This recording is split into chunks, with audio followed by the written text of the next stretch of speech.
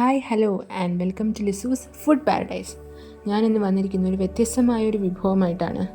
നാവിൽ കപ്പലോടുന്ന ഒരു വ്യത്യസ്തമായൊരു രുചിയാണ് ഞാനിന്ന് നിങ്ങളെ പരിചയപ്പെടുത്തുന്നത്. നമ്മളിൽ എല്ലാവർക്കും പോർക്ക് അത്ര വലിയ താല്പര്യമുള്ള കാര്യമായിരിക്കത്തില്ല, എങ്കിലും ചിലർക്കെങ്കിലും പോർക്ക് വളരെയേറെ പ്രിയപ്പെട്ടതായിരിക്കും. എന്നെപ്പോലെ എൻ്റെ അമ്മ ഉണ്ടാക്കുന്ന പോർക്ക് കറി എന്ന് വെച്ചാൽ അത്യുഗ്രനാണ്. അപ്പോൾ അത് കഴിക്കാനായിട്ട് ഞാൻ ഇങ്ങനെ കാത്തിരിക്കുകയായിരുന്നു ഈ ദിവസങ്ങളിലെല്ലാം. അപ്പോൾ നമുക്കിന്ന് കുറച്ച് പോർക്ക് കിട്ടിയിരിക്കുകയാണ്. അപ്പോൾ ഞാൻ അമ്മയുടെ സ്പെഷ്യൽ റെസിപ്പിയാണ് നിങ്ങൾക്കായി കാണിക്കുന്നത്. 1 കിലോ പോർക്ക് കാണും. അതിനകത്തോട്ട് 1 സ്പൂൺ മഞ്ഞൾപ്പൊടി, ഒരു 4 ഗ്രാമ്പൂ, ഒരു 2-3 സ്പൂൺ കുരുമുളക് പൊടി, പിന്നെ ഒരു 10 വെളുത്തുള്ളിയും ഒരു വലിയ കഷ്ണം ഇഞ്ചി ചതച്ചതും എല്ലാം കൂടി ആവശ്യത്തിന് ഉപ്പും ഇട്ട് നമ്മൾ നല്ലപോലെ തിരുമ്മി പിടിപ്പിക്കണം. ഓക്കെ. പിന്നെ നമ്മൾ ആവശ്യത്തിന് വിനാഗിരി ഒഴിക്കണം. വിനാഗിരി പോർക്ക് ഈ നോൺ വെജ് റെസിപ്പീസിനെല്ലാം നമ്മൾ വിനാഗിരി ചേർക്കണം. ഞാനിവിടെ ആപ്പിൾ സിഡാർ വിനീഗറാണ് ഒഴിച്ചിരിക്കുന്നത്. ഒരു 3 സ്പൂണോളം ഞാൻ ഒഴിച്ചിട്ടുണ്ട്. അപ്പോൾ അമ്മയാണ് ഇന്ന് കുക്ക് ചെയ്യുന്നത്. 3 മുതൽ 4 സ്പൂൺ വരെയൊക്കെ നമുക്ക് ഒഴിക്കാം. അപ്പോൾ എന്തൊക്കെയാണ്? മഞ്ഞൾപ്പൊടി, കുരുമുളക് പൊടിയൊക്കെ നല്ലപോലെ വേണം ഈ പോർക്ക് ഉണ്ടാക്കുമ്പോൾ. പിന്നെ ഇഞ്ചി, വെളുത്തുള്ളി ഒരു 20 അല്ലി, പിന്നെ ഒരു വലിയ കഷ്ണം ഇഞ്ചി ചോപ്പ് ചെയ്തതും ഇതെല്ലാം കൂടി ഇട്ടിട്ട് ഹൈ ഫ്ലെയിമിൽ നമ്മൾ 1 വിസിൽ അടുപ്പിക്കുക. പിന്നെ ലോ ഫ്ലെയിമിലിട്ട് 2 വിസിലായിട്ട് കുക്ക് ചെയ്യുക.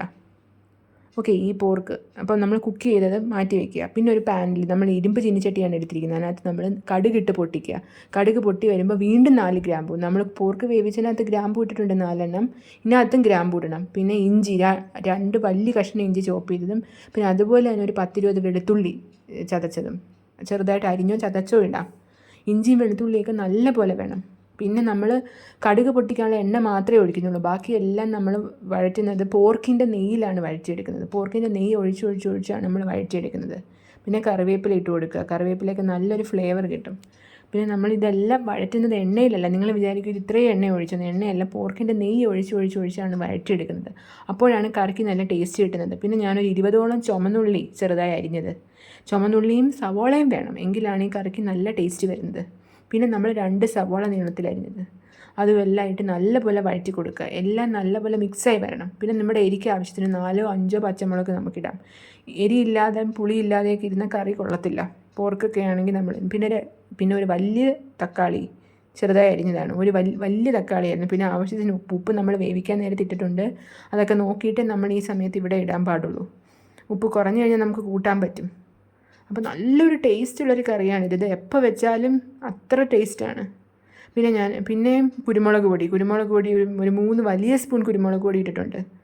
പിന്നെ പെരിഞ്ജീരകം ചതച്ചതും ഒരു 2 വലിയ സ്പൂൺ ഇട്ടിട്ടുണ്ട്. പെരിഞ്ജീരകവും കുരുമുളകിൻ്റെയൊക്കെ ടേസ്റ്റാണ്. ഇഞ്ചി, വെളുത്തുള്ളി, പെരിഞ്ജീരകം, കുരുമുളക് പൊടി, ഇതിൻ്റെയൊക്കെ ടേസ്റ്റാണ് നമുക്കിതിന് മുന്നിൽ നിൽക്കുന്നത്.